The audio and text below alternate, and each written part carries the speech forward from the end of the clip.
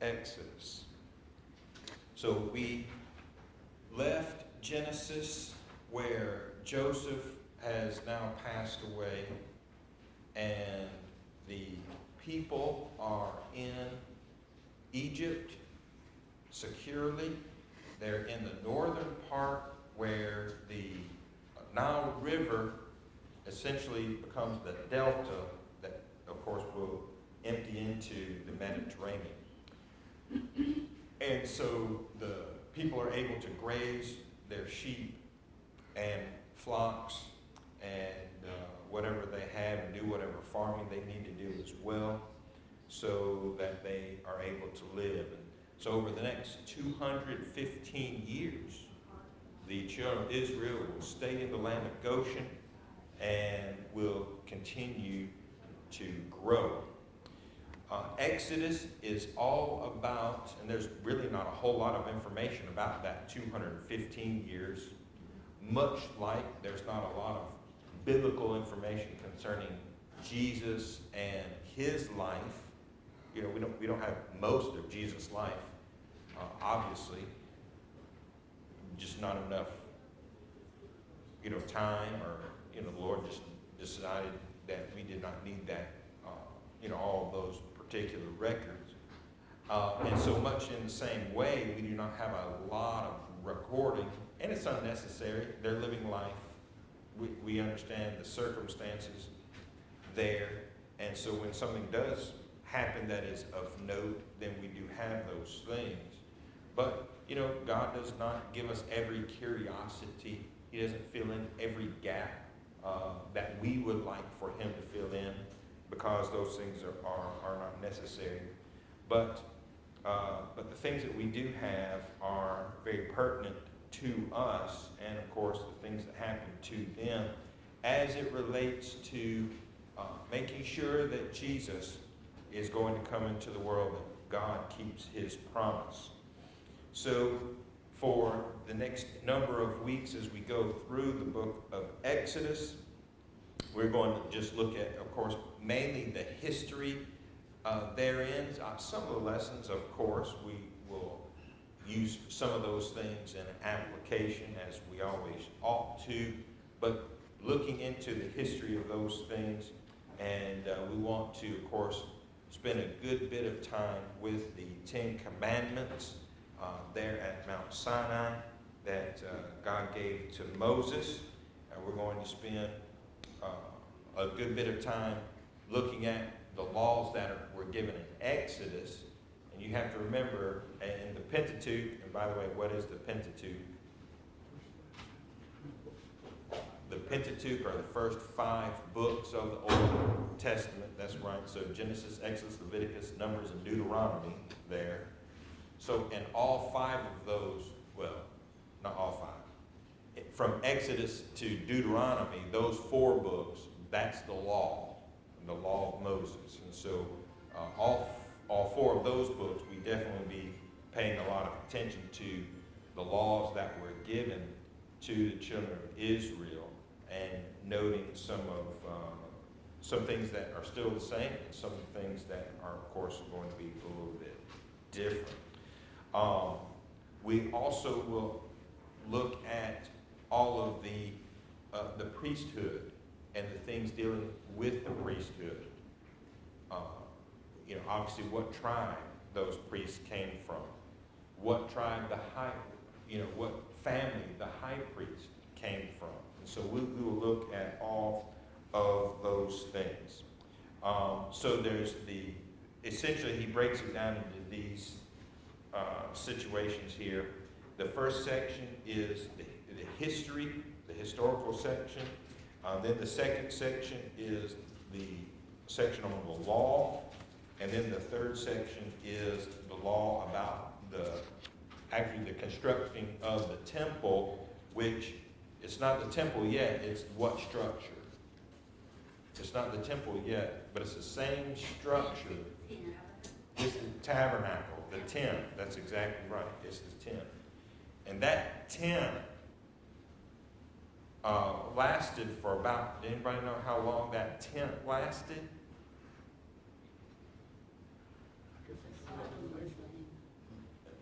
Yep. From Moses, from Mount Sinai, all the way to Solomon. So it's about 500 years. About 500 years. And the tabernacle is made out of what material? Cloth. It's fabric. Do you know any fabric that is outside in the elements that can last 500 years? 5 months. Maybe 5 months. Maybe. Yeah, maybe. No.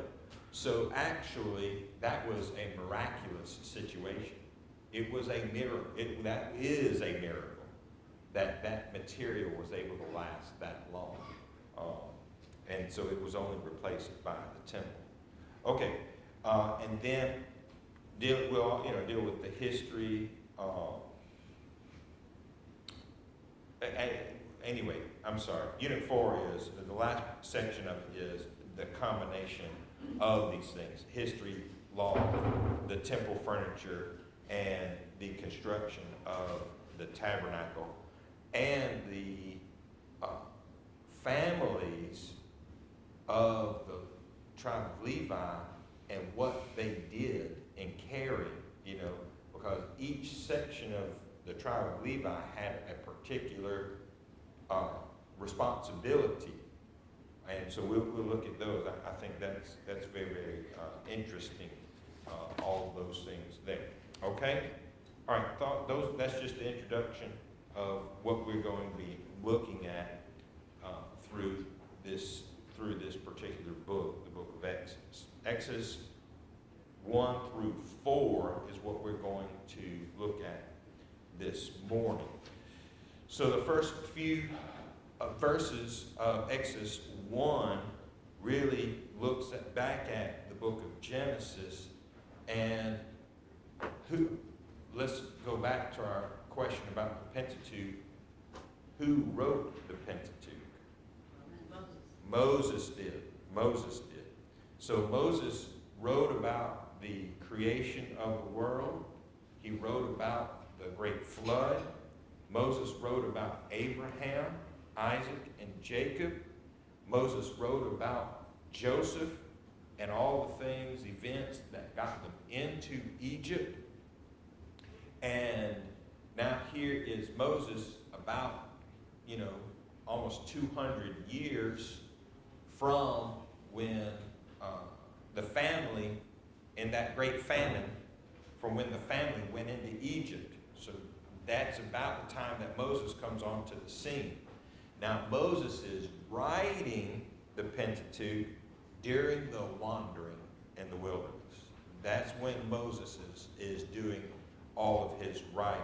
So, he's already 90, 100 years old, let's say, as he is writing these things. So it has been well over 200 years, close really even to 300 years, from the time that the children of Israel got into,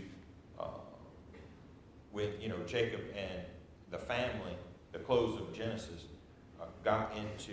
went into and began living in Egypt. All right? And so Exodus, that's why I was thinking, hey, hang on, that's not right. There we go. Okay. So here are the names of the children of Israel, those that came into Egypt: Reuben, Simeon, Levi, Judah, Issachar, Zebulun, Benjamin, Dan, Naphtali, Gad, and Asher. All the souls that came out of the loins of Jacob were 70 souls, for Joseph was in Egypt already. So 70 came from the land of Canaan, and Joseph was already in Egypt, obviously. So we have a total of 74, 75 here that resided in Egypt. Verse 6, and Joseph died, and all his brethren, and all of that generation. So every son of Jacob all died in Egypt. And matter of fact, what did Joseph want done with his bones? They take them going to die here in Egypt, but when you go back to the promised land, you take my bones with you. And did they do that? Yes, they did. They followed through with that promise. Now, isn't it interesting that Joseph had the faith that more than 300 years, or about 300 years after he died, that his bones were going to be transported from one country to another. That's quite a long time, isn't it? 300 years. And yet it took place. That's remarkable. That's the kind of faith that Joseph had. Of course, obviously he didn't know anything about that. Does he know now that his bones were taken from one place to the other? I have no idea. I couldn't tell you that. But they were. We know that did take place. And he had the kind of faith and foresight and belief in God, the things that God told him, that they were going to actually occur. And they did. Look at verse 7. While the children of Israel were in Egypt, they did not just sit idly by and just bide their time. And the children of Israel were fruitful, and they increased abundantly and multiplied and waxed exceeding mighty, and the land was filled with them. So you have 74 people, a number of which of those 74 were no longer going to procreate, but now their children and grandchildren, I'm speaking from from Joseph and the boys up in Exodus, all the fathers of the tribes. Their children and their grandchildren are going to continue to procreate here in Egypt. And God is getting them ready. Now, do they know that they were getting ready necessarily in this way? Did they understand that fully? Probably not. They probably didn't understand all those things. But God knew what was going to take place. And so God is going to use certain circumstances to carry out his will. The first circumstance was that he made, ladies, you're going to love this, or hate it, I'm not really sure what your viewpoint is on this. I know it doesn't affect me, right, guys? That, ladies, that the birthing process for the children of Israel during this time was easy. Wouldn't that be nice? Wouldn't that have been nice? Easy. And so pregnancy was a lot easier. The birthing process, a lot easier. And so that is why in verse 7 we have this verse that points out that the children of Israel, they multiplied exceedingly. They waxed exceeding mighty, and to the degree that the land was filled with them. And so when you looked at it, there were 74 people that were in Egypt when they all came down from the land of Canaan, and Joseph took care of them. When they exited Egypt, there are estimates in between 1, and really 1 is really low, but that's okay. From 1 to 3 million people. That's a lot of people. That definitely is a nation. I mean, there are many nations in this world who are far fewer than 1 million people even today that are nations. So, having more than 1 million people, yeah, that's a decent sized nation. And that's not just, during this time, Egypt is an exception, but many of the tribes, when we go to Joshua and look at all of the peoples that the children of Israel are going to overcome and cast out of the land of Canaan, many of those peoples are what we call city-states, little tribes And so they, obviously they are far fewer than 1 million people, a lot fewer than 100,000. And so when you have a big number of people, well over 1 million, that is noticeable for sure. Then we come to verse 8. So the first 7 verses are kind of a tag of Exodus 1. Those first 7 verses are really kind of that transition, a little bit of a tag onto Genesis. It's that link between Genesis and Exodus. So essentially 215 years right here in 7 verses that aren't even about that anyway. And then we get to verse 8. Now there arose a king that knew not over Egypt, who knew not Joseph.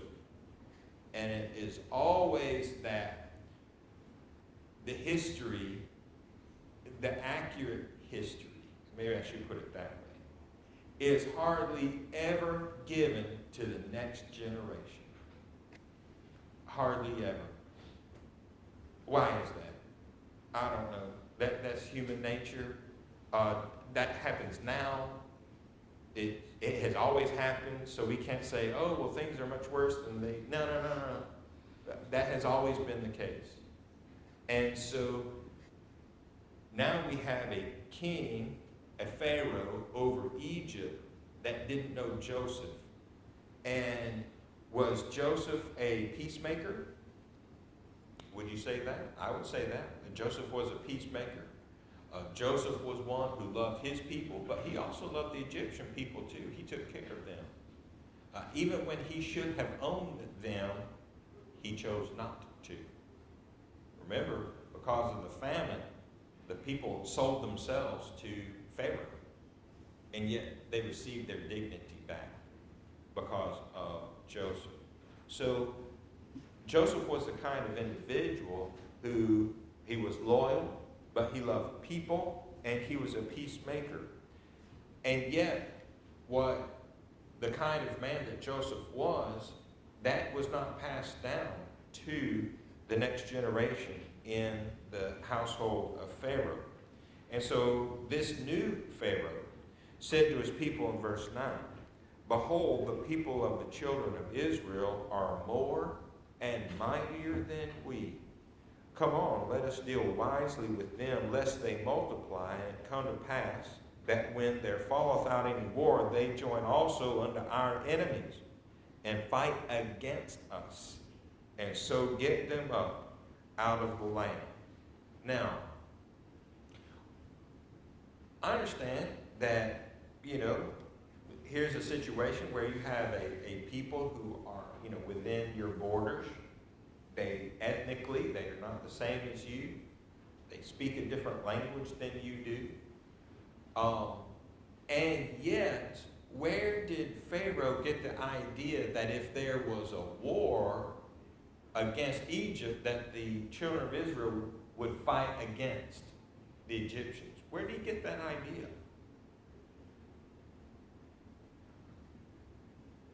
That's right. I want to know that too. Of course, obviously the Bible doesn't tell us where he got that idea. But we can imagine paranoia, when you don't receive information, don't you always think the very worst? Well, obviously he did not have a whole lot of communication with the Hebrew people.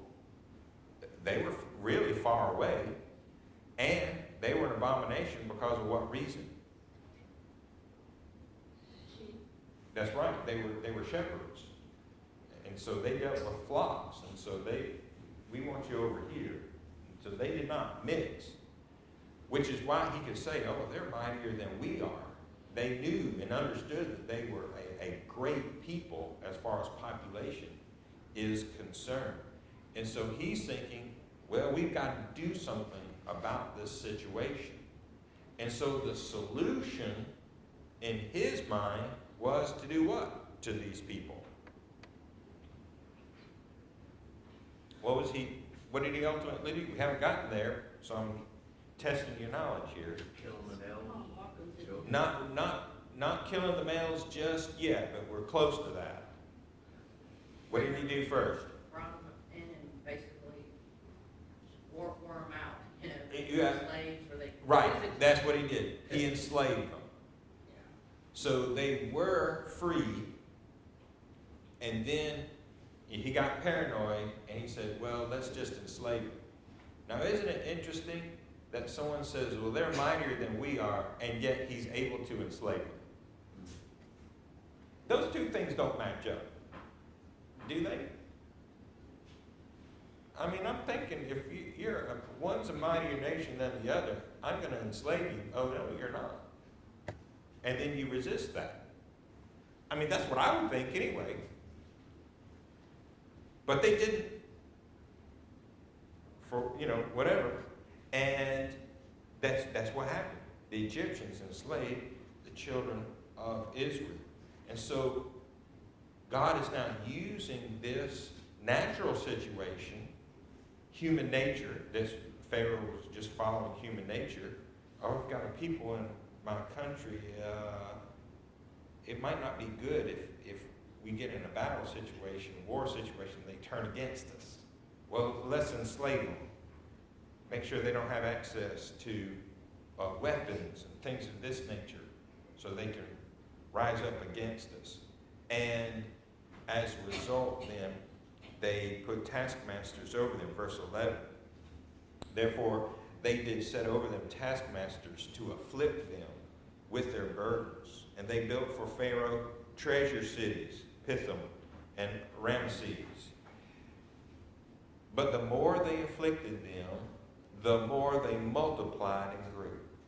And they were grieved because of the children of Israel. And the Egyptians made the children of Israel to serve with rigor, hard bondage, as they were given work to do. So they brought them out of the land of Goshen somewhat and caused them to build the pyramids, essentially, and other buildings. Egyptians had a lot to do with tombs. I mean, obviously that's what pyramids are, but other tomb situations as well. And so a lot of the things that the Egyptians were building, they actually conscripted the children of Israel to build those things. And so they would get the clay and the straw and have to put those things together, bake them and use those bricks and build great structures for the Egyptians.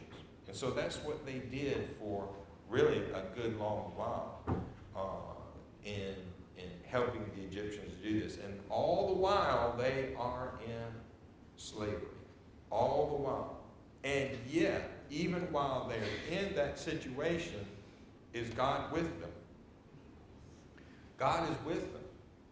Regardless of what their physical circumstances were, God still was with them.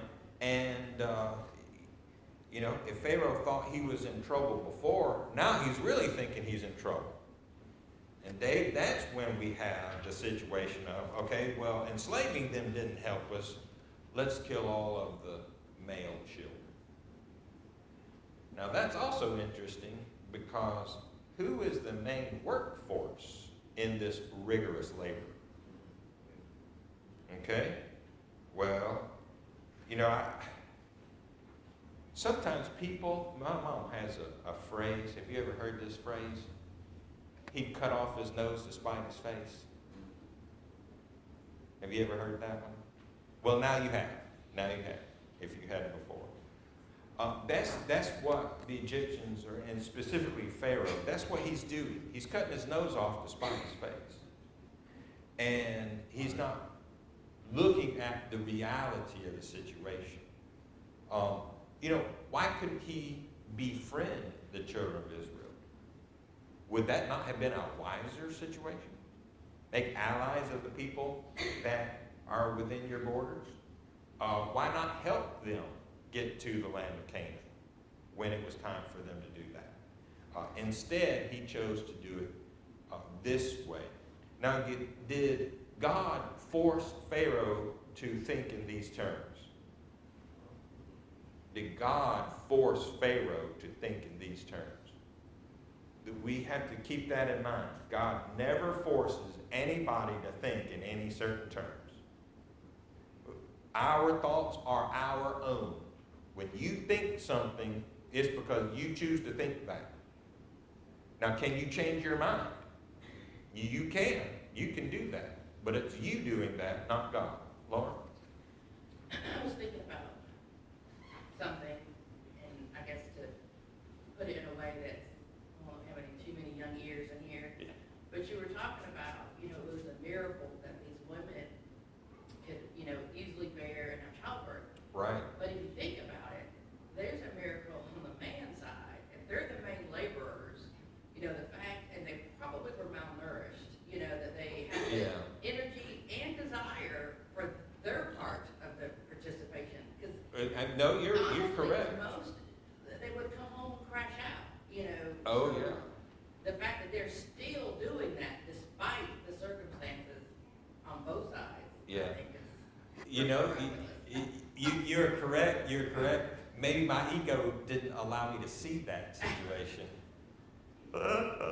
If we're being honest here. Yeah.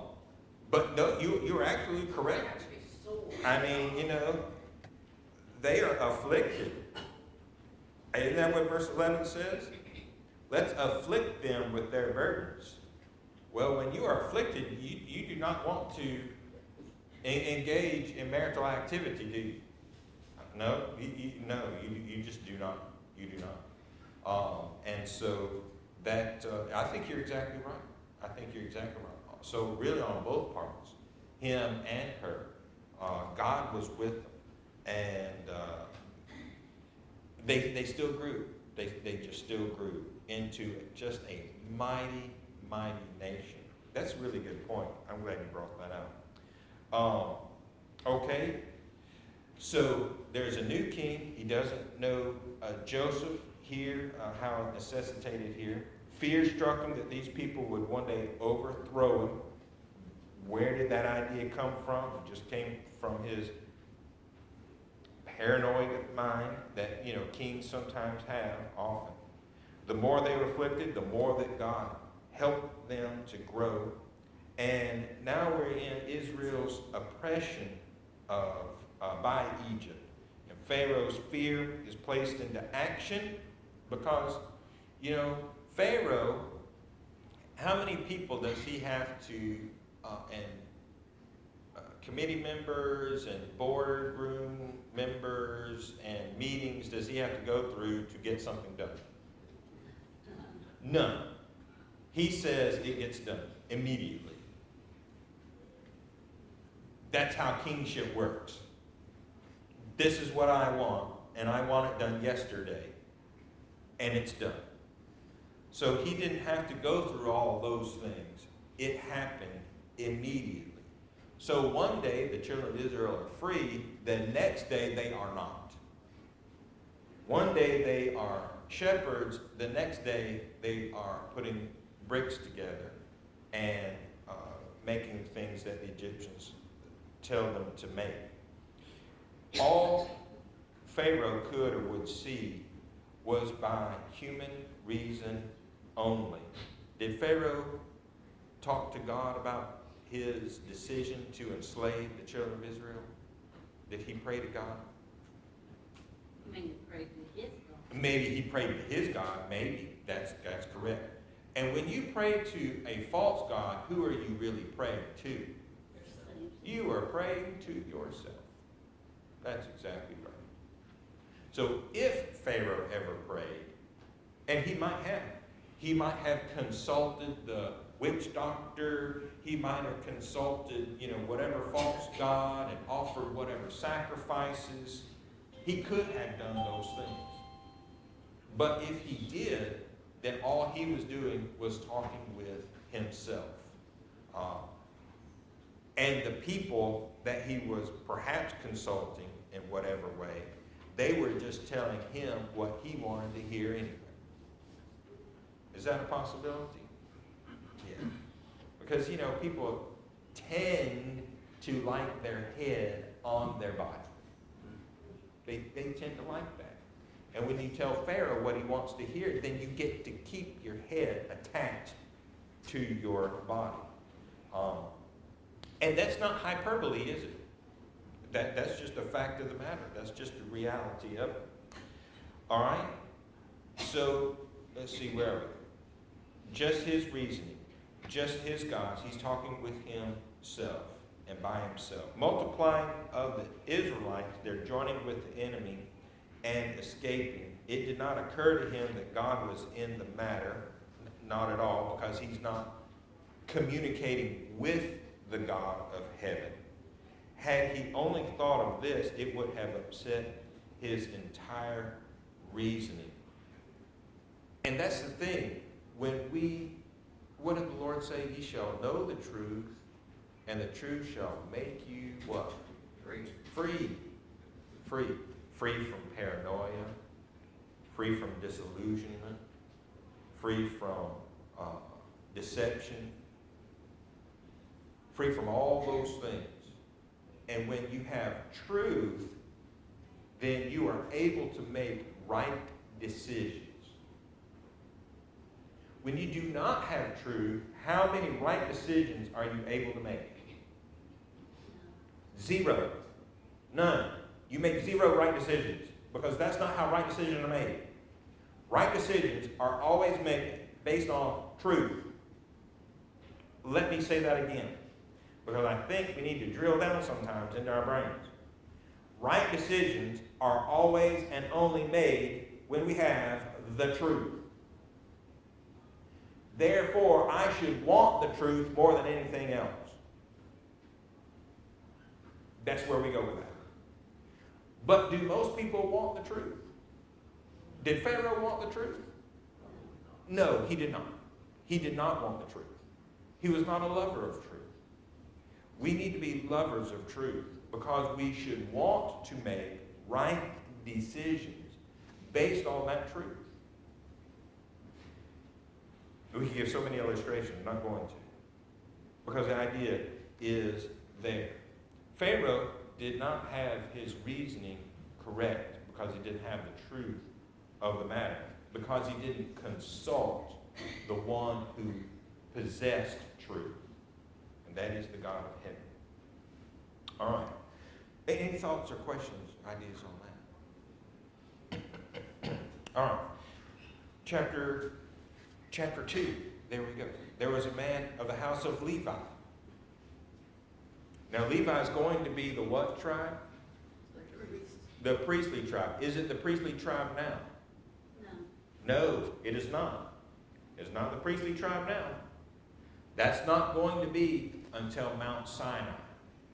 So we still got 80-ish, 90-ish, however many years from Exodus chapter 2 until Levi becomes the priestly tribe. But God's laying the groundwork here, is he not? So he's laying the groundwork. Here's a man of the house of Levi. Is he a good man? He's a good man. Is he married to a good woman? He's married to a good woman, let me tell you. Good woman. By the way, how did that marriage occur? Because they fell in love with one another and decided to get married? How did that marriage occur? It was arranged. That's exactly right. That's exactly right. There was a man of the house of Levi, and took to wife a daughter of Levi, and she conceived. And she bare a son, and when she saw him that he was a goodly child, she hid him 3 months. Because, of course, we didn't read this in chapter 1. We skipped over it. That's all right. Here's the order to kill all the male babies. However, Moses' mother decided we're not going to do that. Instead, we're going to have this child, and we're going to do our best to hide it. And that's the second battle, isn't it? That's the second battle. And we were getting good in here too. Exodus. Now, I will have to say, all of our daily Bible readers too, you know, Numbers and Leviticus, Deuteronomy, they're a little bit drier, aren't they? Reading, a little bit drier reading. This is not dry reading though, is it? No. This is the good stuff too. It's all good, but it is a lot of good things happening here. All right, we're going to stop right there, and I'm going to put my pen right here, so when we we'll start here on B, how anticipated. Thank you very much for your wonderful comments, your kind attention. We're going to take a break, top hour, come back, and worship our God.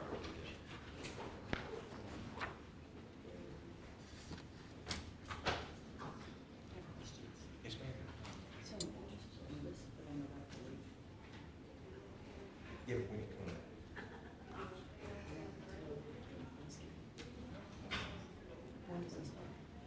January.